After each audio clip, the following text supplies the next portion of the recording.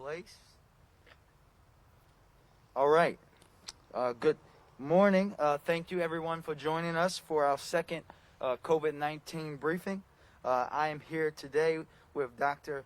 Letitia Jaraza, our Health Commissioner, Colin Tarbert, the President and CEO of the Baltimore Development Corporation, Police Commissioner Michael Harrison. We are also joined today by three business owners in Baltimore City, restaurant owners: Samantha Classen, owner of Golden West Cafe; Gregory Brown, co-owner of Land of Kush; and Terence Dixon, owner of Terra Cafe. You will hear from them later. Before we go into COVID, I want to first address our other health emergency in Baltimore. Just want to make sure that we understand that we are still dealing with far too much violence in Baltimore City. Since Wednesday, we have seen 5 people in our city lose their life. I myself was on the scene of the second homicide yesterday, and also was on the scene a few days ago where a 16-year-old was shot in Southeast Baltimore. We have to again understand that this is not going to be allowed to continue. We will be targeting and identifying the people that are committing this violence, and they will no longer be allowed to be comfortable on our streets. We also have to, all of us, have to continue to not accept this as normal in Baltimore. We also have to understand that we all have a part to play. Yes, it starts with me, the mayor, who have to make sure that the police commissioner, the police department, and every agency is doing what they have to do, but we also all have to do better by ourselves as well. Fundamentally, we have to understand this. We have our young people getting caught in the crossfire. We have our elderly getting caught in the crossfire. And this is something that should be unacceptable to all of us. Again, we will refocus the police department on those committing violent acts in our city and the flow of illegal guns into Baltimore. But we will do that while simultaneously understanding that we have to deal with this issue in its totality, making sure that we are comprehensively addressing gun violence in Baltimore City. We will not, I'll say that again, we will not allow violence to hold our neighborhoods hostage, nor will we accept that the life of any Baltimorean is disposable. I want us to understand that and know that each and every time an act of violence happens in Baltimore, I feel it. I feel it. We all know in Baltimore how it is to lose someone, and we cannot continue to allow that to happen, especially over some of the stupid things that people are losing their lives over. So now let me jump to COVID for an overview. Provide an overview. As of December the 10th, we have had 31,482 reported cases of COVID-19, 359 people hospitalized between ICU and acute care. In other words, right now, our hospitals in Baltimore are at 88% capacity. 88%. And we are at now 563 deaths. Ensuring our residents have access to testing during this pandemic is critical. It has been great to have expanded availability at the convention center, which has ensured people can make appointments and don't have to wait in long lines. As the winter makes outdoor testing more difficult, today I am excited to announce a new testing center at the Zeta Center located at 4501 Reisterstown Road in Northwest Baltimore in Park Heights. This will allow our health department to continue community-based testing in our cold weather months. I'm going to turn it over now to our health commissioner, Dr. Daraza, for more information about the expanded testing that they will be doing at the Zeta Center. Thank you. Dr. Daraza. Good morning. Thank you, Mayor Scott, for your leadership during this crisis. As Mayor Scott mentioned, we currently have more than 31,000 new cases here in Baltimore City. We're averaging approximately 250 new cases per day. This is an increase of 82% compared to where we were 4 weeks ago. Our latest average positivity is 7.7%, a 68% increase from 4 weeks ago. We are also averaging 4 deaths a day. This is a 250% increase from where we were 4 weeks ago. Today, we are excited to announce the opening of a new COVID-19 community-based testing site at the Zeta Center. again located at 4501 Reisterstown Road. I'd like to thank our hardworking mobile testing teams, many pulled from the Health Department's Office of Acute Communicable Diseases, for their work in securing the site and working to ensure the safety of both residents and staff alike. I'd also like to thank the Zeta Phi Beta sorority Alpha Zeta chapter and the Maryland Department of Health for their assistance and partnership in setting up testing at this site. The Zeta Center, like all of our testing sites, will not require an appointment or doctor referral and is open until 1 p.m. today. Please continue to follow our social media or visit coronavirus.baltimorecity.gov/testing to find the most up-to-date schedule of community testing sites in Baltimore. This evening at 5 p.m., Baltimore City's amended Phase 1 will go into effect. Prior restrictions had been put in place at least 4 weeks to allow us to collect enough data to see if the restrictions are having the impact needed on new cases, hospitalizations, positivity, and deaths before making recommendations on whether to tighten or loosen restrictions accordingly. Many have reached out to us over this last 48 hours and asked questions about how these orders will affect particular industries and settings. We've posted information on our frequently asked questions page at coronavirus.baltimorecity.gov/executive orders. Here you can find more details about specific sections of the executive order. We will continue to update that page as more questions come in. And while we understand these are difficult times, we appreciate your patience as we work to provide up-to-date information quickly. During Wednesday's Phase 1 announcement, I indicated that we've reached widespread community transmission.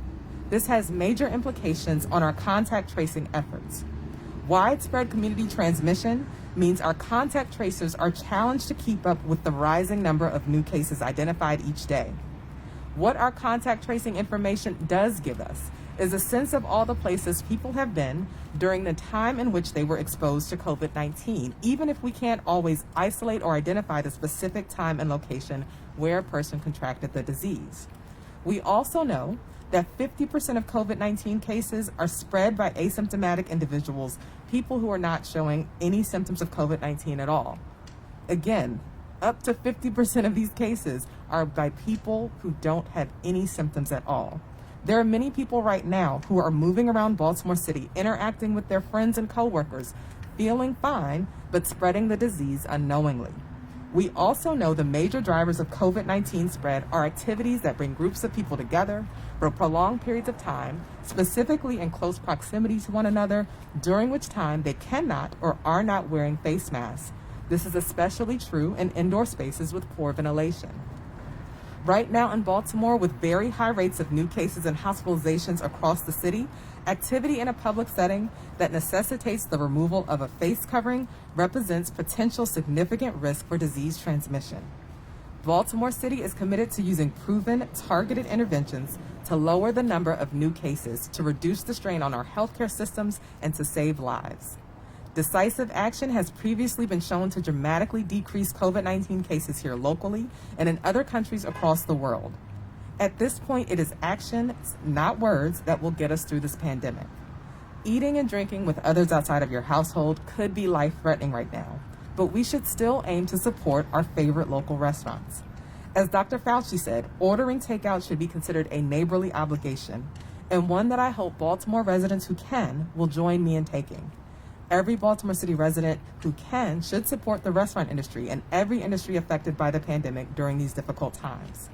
Congress has failed to pass a second stimulus check, and as Mayor Scott said, no one is coming to save us, so once again, Baltimore must lead the way. Help us reduce these numbers in Baltimore. Please continue to wear your mask and practice social distancing. Refrain from spending large periods of time indoors around others not in your household, even with the 25% occupancy limits this executive order places on many locations. Wash your hands frequently, and please stay at home or seek medical attention if you aren't feeling well. This is a difficult time, but we will get through it together. Thank you.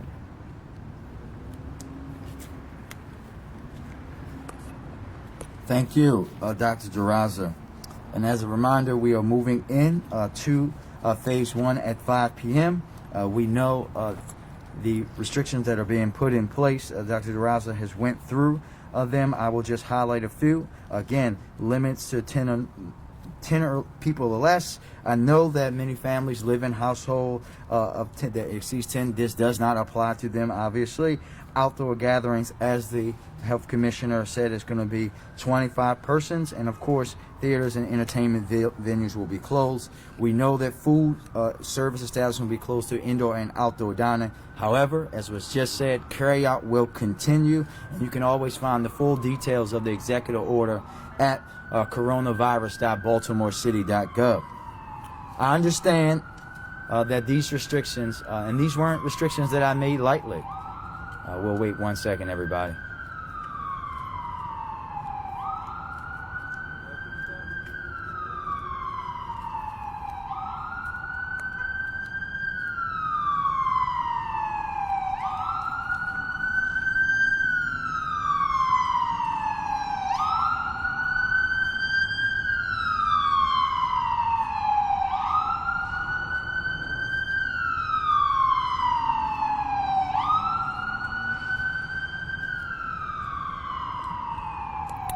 As I was saying, we understand, and I understand, that these restrictions are tough. They are hard.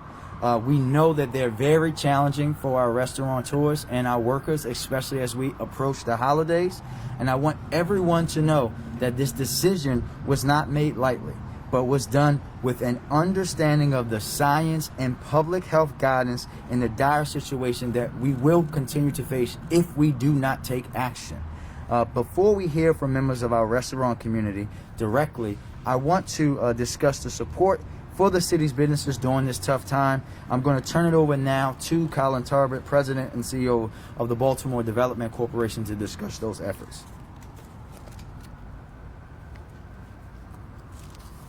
Thank you, Mayor Scott, for your leadership during this health and economic crisis. The Baltimore Development Corporation has been working tirelessly since March to assist businesses through this pandemic. At the onset, BDC launched an online survey to assess the needs of our local businesses. We collected over 700 responses. Each respondent was contacted by a BDC team member to gather more information and establish a direct contact. BDC immediately issued and launched the Baltimore Together website, which provided the most current and relevant information for Baltimore City small businesses. BDC became a prime resource for information on the new federal and state programs rolled out in the spring. BDC hosted several webinars with over 1,000 participants to ensure our small businesses took advantage of the programs. In addition, BDC was selected to coordinate a technical assistance network made up of 19 organizations, which included 10 grassroots organizations led by people of color, to ensure we reached our small, minority, and women-owned businesses that are the backbone of our communities. The network has served over 1,300 small businesses and has been successful in ensuring Baltimore small businesses were able to tap federal programs like SBA's EIDL program and the PPP. The network also provided language assistance to ensure our Chinese, Korean, and Hispanic business owners benefited from the stimulus programs. Understanding the immediate need to protect the city's frontline workers, BDC provided grants to local makers and manufacturers to produce PPE. Working with our Made in Baltimore program, BDC allocated $150,000 to a PPE fund that made grants available up to $15,000 to local firms.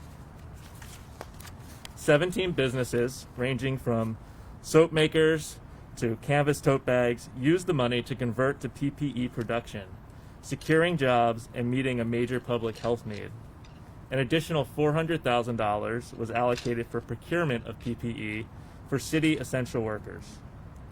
9 of the businesses supported were women-owned businesses, more than 50%, and 4 Black-owned and 1 Asian American-owned businesses were supported. Approximately 1/3 of the total funds were allocated to Black-owned businesses. In May, BDC, in partnership with the Neighborhood Design Center and the Johns Hopkins School of Public Health, launched Design for Distancing initiative. D for D, as we call it, brought together 16 neighborhoods to reconfigure public space and to allow for safer patronage of small businesses in our Main Street and commercial areas. Also in May, BDC launched its first round of small business assistance grants and subsequently a second round in October. To date, BDC has issued approximately $7.5 million in grants to small businesses, totaling 730 grants total. The evaluation criteria established ensured that businesses owned by people of color, women, and city residents were included in the recovery, an essential step to supporting vulnerable businesses that often struggle to obtain financial support. The grant fund also targeted certain Baltimore communities that have suffered from long-term disinvestment. 68% of the grants went to minority businesses, 63% went to women-owned businesses, and 70% went to businesses owned by city residents. At this very moment, BDC is working around the clock to issue a new round of restaurant grants next week to support our local restaurants. We expect to support more than 300 restaurants and the city's public markets with approximately $6.5 million of funding that the city received from the state of Maryland. If you are a business and need assistance, please do not hesitate to contact the Baltimore Development Corporation. We can be reached easily by visiting www.baltimoretogether.com. Thank you, Mr. Mayor. Thank you, Colin, and thank you for your hard work. I want every single business owner, consumer, and Baltimorean to know that these restrictions are for the health and safety of our community, period. We are in a life or death situation. These decisions that we make today, no matter how tough they are, will determine whether community members will survive or not. That's what this is about, keeping people alive. This was not a popular decision, but it's the right one. We will continue to assess the impact, but I will continue to be guided by public health guidance and science as we continue through this pandemic. I'm heartened to see surrounding counties. We know that Anne Arundel County went to the same restrictions. Montgomery County has announced that, and also excited to see the state of Pennsylvania put in similar restrictions to what we are doing here in the city of Baltimore. Let me be clear. Any activity that requires you to remove your mask in public right now is dangerous. And we know it's very tough to eat or drink without removing your mask. I haven't seen anyone who can do it yet. You cannot do it. This is not a time to be in public spaces with people outside of your household without masks. It's just not. It's not safe. You can see, talk to, we in Baltimore City, where all of us who live in our city, we know someone who works in those hospitals. Talk to them. Ask them what they're seeing each and every day. Ask them how it feels to have to tell someone that they can't come visit their family member or their loved one who they are literally watching die over Zoom. That's what this is about. This is not about us having the leisure. We all want to. I love to go sit in my favorite restaurants and eat, but I can't do it right now. It's not safe. We have to understand the dire situation that we are in. Governor Hogan said yesterday that the state of Maryland is in red. No, we're on fire when it comes to COVID, and we all have to understand that. At the community level, though, we need to continue to be extremely vigilant to slow the spread of this virus. What does eating out at our favorite restaurant that mean? That means we can do that. We can actually do that. We can continue to do that. But we can't go into that restaurant, because doing that today might mean that you won't be here to go to that favorite restaurant in a few. That's what we're really talking about here. It's incumbent upon all of us to do our part to keep our children, families, grandparents, neighbors safe while wrapping our arms around our small businesses and, most importantly, our restaurant community. I am excited to be joined by some of Baltimore's beloved restaurant owners to talk about their experiences of weathering this pandemic, hopefully also about their good food and firsthand, and how we as a community can best support them as they go through a very tough time. First, I'd like to bring up Samantha Classen, owner of the Golden West Cafe. Thank you so much. I'm definitely doing this. Thank you, Mayor Scott, both for asking all of us here today and making a tough call this week. It seems like after nearly 10 months into this, we only have tough decisions left to make. I made a post the other day imploring the people of Baltimore to stay strong and rally together and preserve the people, places, and things that we love. When this is over, we want those places to be here. We want those special places to go back to. We can't get back to work until everyone is safe, so let's get safe. I'm here to share how anyone out there can help save restaurants and small businesses. If you're struggling right now, I'm very sorry. No one deserves this, no one asked for this, and our federal government really needs to come through to support you and small businesses. Some of you are angry and scared. This decision was really hard, but I feel it's the right decision. Some of you are so angry, lots of posts have been made about it. But I just want to say that I know that when I get to that place, I try to channel it into purpose. You can call your representatives in DC. You can demand that they pass COVID relief now. If you are an unemployed industry worker, you can also reach out to the Baltimore Restaurant Relief Fund. They're doing everything they can to answer questions, provide grants, notify people of food relief drops in their neighborhoods. Dave Seal is an angel for running it and helping people like me provide KN95s for our sweet staff. There are also cheap and easy ways to support your favorite businesses. You can share their social media posts across platforms, post your sweetest memories from the last time we were all gathered together, and please tag the restaurants. Know that you're the reason that we do this and that we miss you too.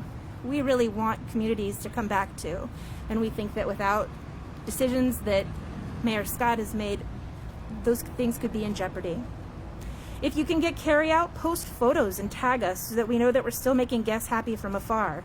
If you feel like you've had a lackluster experience, please contact the restaurant directly. Negative reviews can impact a business struggling to stay afloat and staffed. Please be kind to business owners and their staff. We are giving it all we've got and generally hanging by a thread.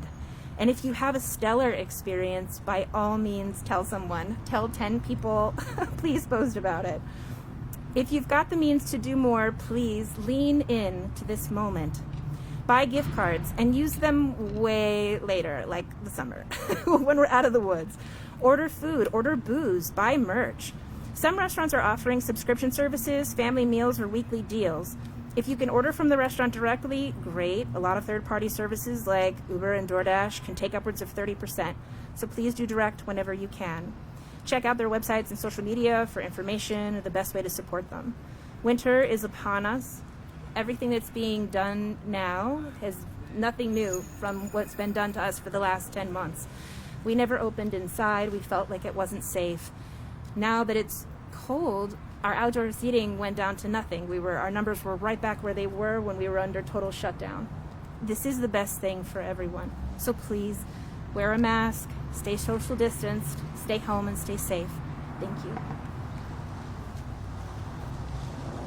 Thank you, Samantha. Next, we'll hear from Gregory Brown, co-owner of the Land of Kush, where they have some of the best vegan mac and cheese in the city.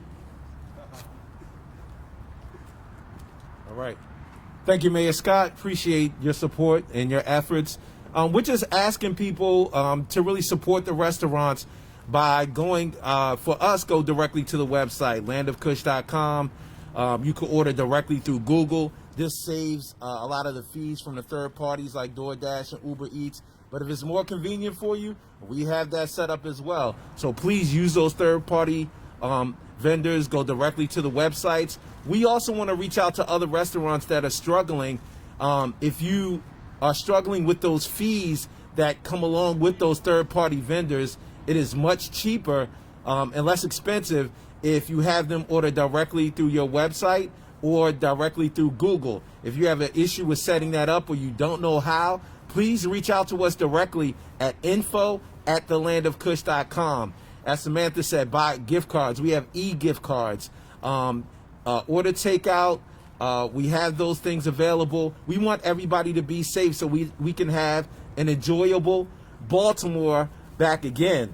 And we want to still communicate through social media, take pictures of the food, support your local restaurants, support your business owners, and understand that it's not just about the business itself, but it's about the employees that we employ. Many of us are employing those people that are difficult to employ.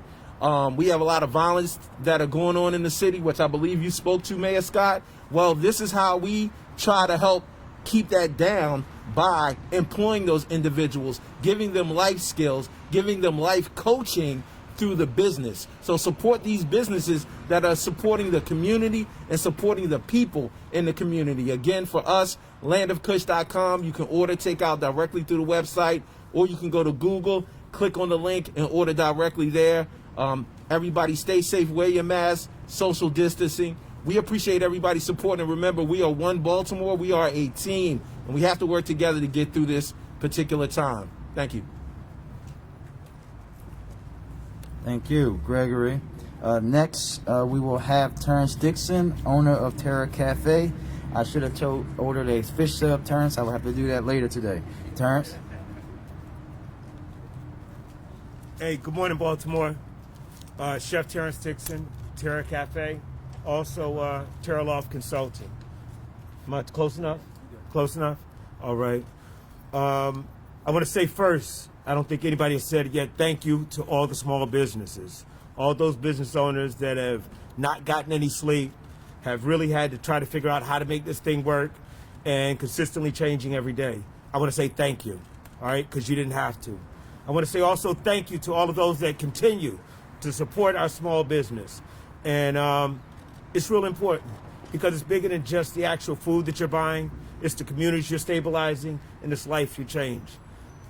Responsible for 20 people that I've kept employed during this whole COVID. And not even talking about the other businesses that we've helped in reference to trying to figure out a COVID plan and something that really works. Not just a temporary thing, because this is new for everybody else. One of the things that the restaurant industry has lost right now, that we've lost the touchy-feely. The environment of you coming in, grabbing a meal, knowing your name, knowing where you're going to sit. We've lost all that right now. But it will come back with the new Baltimore. One of the key things is we need you, all right? And you can support us in so many different ways, just as they shared. We have e-gift cards, and this is just not Terra Cafe. I mean, all your restaurants out there, and the restaurants that hear me that don't have some of these ideas, some of these plans, reach out, Terra Loft Consulting, all right? I got a network that I set up just for us. That way that we're able to actually get the information on the grants and the loans beforehand, all right? We're gonna help you put together your covert folders, which every business should have. That way, when it's time for an opportunity to get some support, instead of it taking a few weeks, it's no more than an hour or two, okay? And we can help with that. But one of the most important things is for us to be safe. You know, at the beginning of this, I think that a lot of people chose profit over people. And look where it got us. We're here now, okay? That was yesterday, to this is today. So the new thing is, we're gonna keep our mask on. We're gonna keep our employees going. We're gonna keep our businesses going. The loaf has gotten smaller, but everybody will still get a slice. Once again, Terence Dixon from Terra Cafe in the heart of Baltimore City, Terra Loft Consulting. Reach out to us. We have support for you. We have some solutions, all right? And I'm excited and thankful that the mayor, Brandon Scott, has allowed me to be on the transition board for small business, for business, community, and workforce. All right, and we already know that most of the problems that happen in Baltimore right now is because it's minimum opportunities for those that never really got a first chance. And small business is that doorway to it. Small business is that key to a safer city. Small business is the key way to New Baltimore. Thank you again.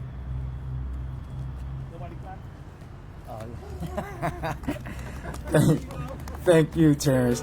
Thank you as always. And I think Terence, Samantha, and Gregory all pointed out something that I want everyone in Baltimore to do. We know the holidays are approaching. We know that typically we cook for ourselves and have these big meals. What I'm asking everyone to do is order from a restaurant, your favorite restaurant. If it's your favorite place to get crab cakes, order it there. Your favorite place to get whatever you like, support our local businesses by supporting them with your dollars. Support those employees that we're all concerned about, that we know it's going to be tough, it's hard. That's how we can do it. Everybody in Baltimore can do that.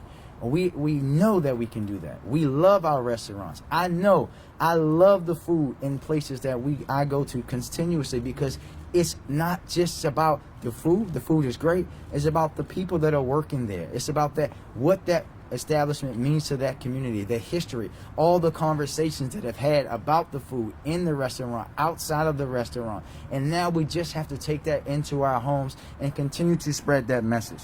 We have to wrap our arms around these businesses and their workers in every way possible right now. And I want them to know that we're going to support them. We love you. We are deeply, Terrence, grateful and thankful to everything that they do for the city of Baltimore. And we will support them every day and come up with creative ways to do that. And at this time, we'll take some questions.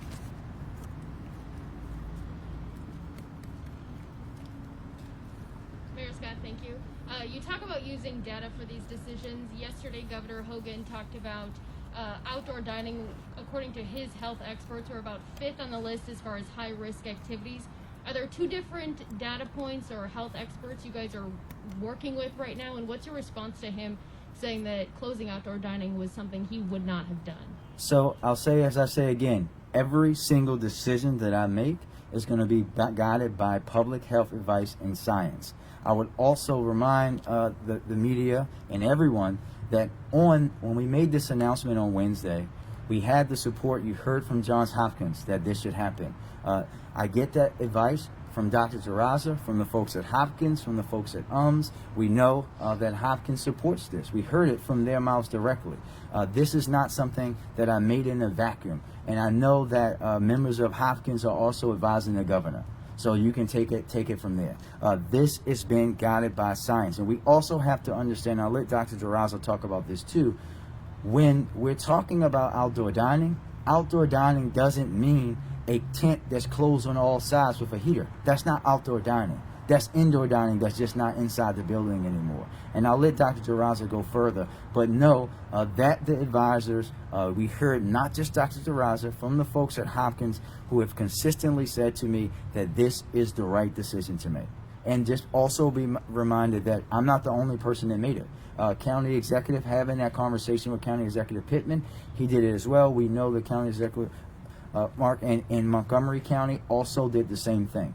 This is guided by public health advice. Dr. Terraza, you want to talk about that a little further? Sure. So what we know is that there is widespread community transmission, meaning anywhere you go, you can be at risk. That risk is compounded if you're not wearing a face mask. You don't wear a face mask to eat, drink, to smoke cigars, to smoke hookah.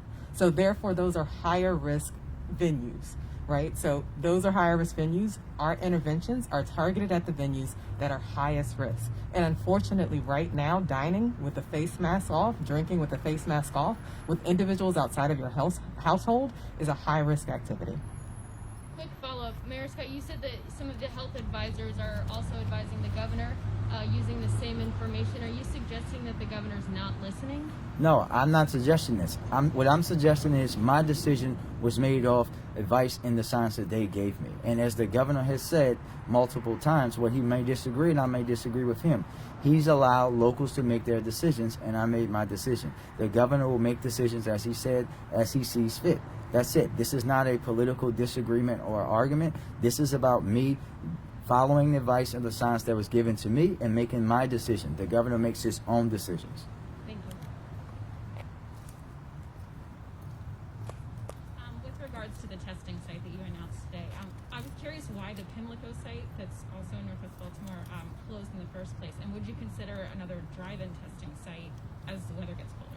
Yeah, I'll let Dr. Terraza speak in 1 second. So she'll talk about why the Pimlico site was closed and we're moving to this one. But we will be considering other sites. This is something that the Health Commissioner and I have spoken about in recent days, looking for sites that we're able to continue testing, understanding, again, that it's going to be a little harder to do testing outside during the winter months, and everything is going to be on the table. I've instructed all the other city agencies to look at how they can support the health department in looking at testing sites and things like that, and even as we move forward with the vaccine, that as well. All of that is stuff that we are at the top of our priority list, and we'll update you guys on that as we move forward. Dr. Terraza? Thank you, Mayor Scott. And I did want to offer one correction. I previously said that there were over 31,000 cases. There's a little over 27,000 new cases, so just that correction. So the Pimlico testing site involved use of tents, and they weren't necessarily it didn't protect our staff particularly well. As the weather was getting colder, it became more and more challenging for our staff to be out there an entire day in full PPE safely.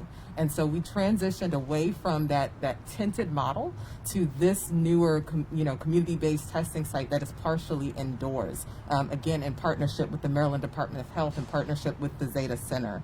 As Mayor Scott mentioned, we are looking at potential other locations. The challenges with the drive-through locations is finding someplace in the city where we're not disrupting traffic significantly. So we've been scouring locations for multiple weeks in anticipation of trying to find a drive-through site, but we are a bit challenged to find some place where, if there's 20 or 30 cars that are waiting, it's not an impediment to traffic.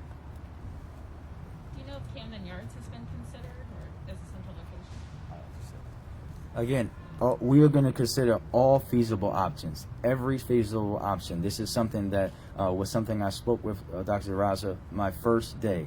So we'll get back to you guys every option of how we can functionally do this in a safe way, in an accessible way for the citizens of Baltimore. We will consider. Thank you, Mayor. Earlier in the week, you talked about restoring equity as part of your term. Some folks, restaurateurs, regular folks on the street, they say that they see a juxtaposition that your actions and your words don't necessarily line up, and that this executive order will shut them out and there will be no equity. How do you respond to that? Well, you think, very simply, everything that we do be guided by equity. But when you're talking about the loss of hundreds of Baltimoreans, right? The majority of them being black and brown in Baltimore, keeping these people... Do you have the numbers for those? Keeping these people alive is equity. That's what we're talking about. We are talking about a virus that is attacking our community. And remember, this virus, as I've said multiple times, has exacerbated the pre-existing inequities in Baltimore City that have existed longer than you and I have been breathing. That's the reality. They were never going to be fixed overnight. And we have to understand that this is about saving lives. I think Terence said it best. People over profits. And I'll let Dr. Zaraza give you the exact numbers, but we know in Baltimore, when you look at it, we're talking about the loss of black lives first, and we also know that our Hispanic population also is being hit hardest by this virus. So just to add on to that, African Americans account for approximately 73% of all deaths, though we only make up about 62% of the population. Are you talking about here in Baltimore? Here in Baltimore City. The Latinx community, close to 15% of cases are in the Latinx community, though they only comprise about 5% of all of the population. And in terms of 5 o'clock, I don't know if this is for Commissioner Harrison, but what type of enforcement will we see in some of those popular districts? What will your officers be doing, if any, and will something similar be around the casino? I'm standing behind the speakers. Can you ask that again for me, please? I'll check it here. In terms of the 5 p.m. executive order going into effect, will patrols be out in densely populated areas, restaurant districts? What will your officers be doing in particular? Will we see them on the streets? And also, will they be out and about near the casino for other enforcement, because that is a highly charged topic? Yes, we will absolutely be patrolling, not just tonight, but every night, with our social club task force made up of police officers and members of other city agencies to enforce the executive orders and to make sure people voluntarily comply. But for those who don't, we absolutely will enforce it and make sure that we're working to keep people safe. Last question? Thank you, Mr. Mayor. My question is for Dr. Shirazi. You mentioned that there are 250 cases daily. Could you be more specific and help us understand where they're coming from and what do we need to do in terms of knowing that that's a high number in Baltimore? Yeah, so there are approximately 250 new cases per day. So I'll talk briefly, but certainly our website, coronavirus.baltimorecity.gov, has the most up-to-date information. You can go to that website and you can look across the city. We have maps indicating cumulative cases. We also have maps indicating in the past 30 days where new cases have shown up. And honestly, because of the widespread community transmission, it really is all over the city. We do have some zip codes that have been particularly hard impacted, 21224, 21215, 21209, but it really is across the entire city. And one question for Mr. Mayor. I've been very concerned in the last, 4 or 5 days of the number of teenagers who have lost their lives in Baltimore's violence.